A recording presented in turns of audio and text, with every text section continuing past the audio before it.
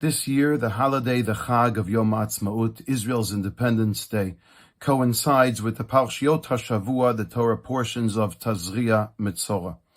Tazria, literally meaning fertile, or zera, zorea, seed. And the Torah describes all of the obligations that a woman and her husband have to follow, following the process of childbirth after the woman gives birth to a male or a female fetus. And sure enough, when we look at the word Tazria, it does come and evolve from the word zera. But the word zera, seed, is also used describing the production of other forms of life that inhabit this earth. Plants, fauna, trees, animals. As we know in Bereshit, it says, Esev mazria zera, grass that continued to spread as a result of that seed. And the question is, what exactly makes us as human beings, if we are described as Tazria, Zera, that the same description as other forms of life in this world, what makes us different? And I think the answer is that prior to that word Tazria, there is the word Isha. Isha ki Tazria.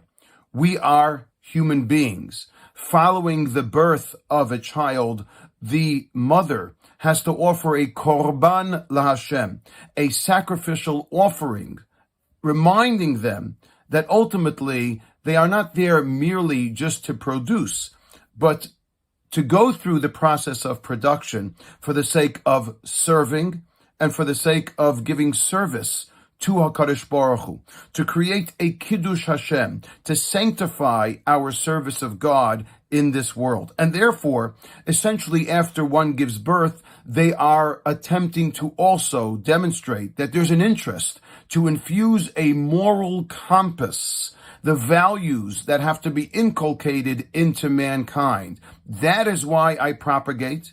That is why I produce. That is why I am fruitful and I multiply. For the sake of Isha, Ish, for the sake of being a human being, for the sake of furthering the development and the production of mankind, both physically and, of course, values, ethics, and morally.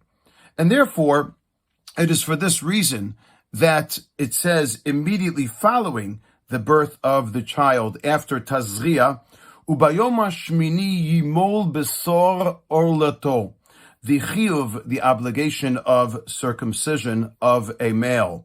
On the 8th day, one is required to go through the circumcision ceremony and process, the mitzvah, the commandment, demonstrating to all that I take this child and ultimately I want this child to fulfill his purpose in this world. The purpose in this world is to indeed disseminate the kedusha, the holiness, the brit, the covenant that I, even as a babe, have with my Lord above, with HaKadosh Baruch Hu, Hashem. And that is also why the mohel, the person who performs the circumcision on the baby, proclaims prior to the bracha, Brit Kodesh, I am now immersing myself in a brit, a circumcision, a covenant that is kadosh, that is holy. I take this child and will hopefully rear him or her for the purpose of serving their creator.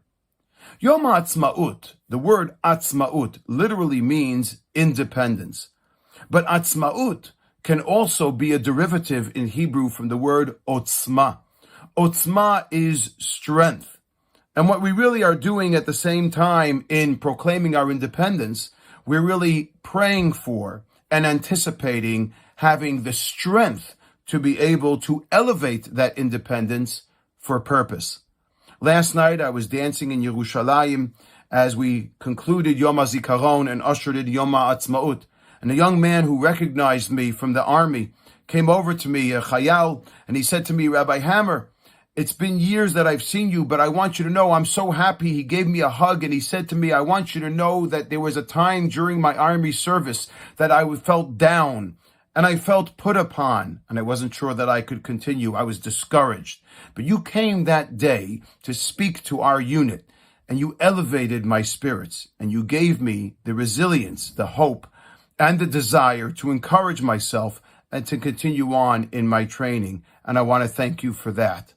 Well, sure enough, this is really the purpose, the ultimate essence of what we talk about of otzma, strength that leads us towards greater service, that leads us to understanding the ish and isha, the humankind, if you may, human civilization that we are required not only to multiply in, but to serve for that purpose of altruism. And therefore, it remains, and sure enough reminds us through ourselves, that we are here to make a difference, that we are here for the sake of the moral and ethical purposes that we can disseminate and share and hopefully not only propagate, but construct within the world around us.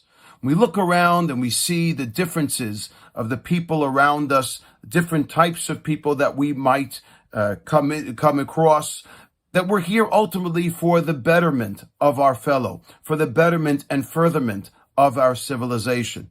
As Gila did.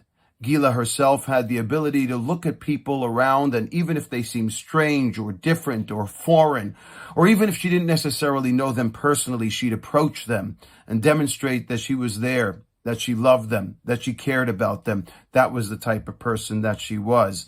So she understood that ultimately the purpose of man in this world is not only to be here physically, but to be here physically for others, to be able to assist and to help them ultimately towards a greater cause and greater value, to serve mankind.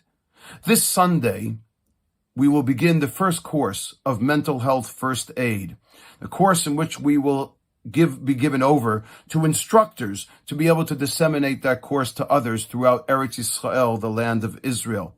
And sure enough, this course deals with teaching people how to be first responders to those who they might find are suffering or in a very difficult place, how to bring them back to themselves, how to give them encouragement, and how to infuse them with a sense of desire towards personal development.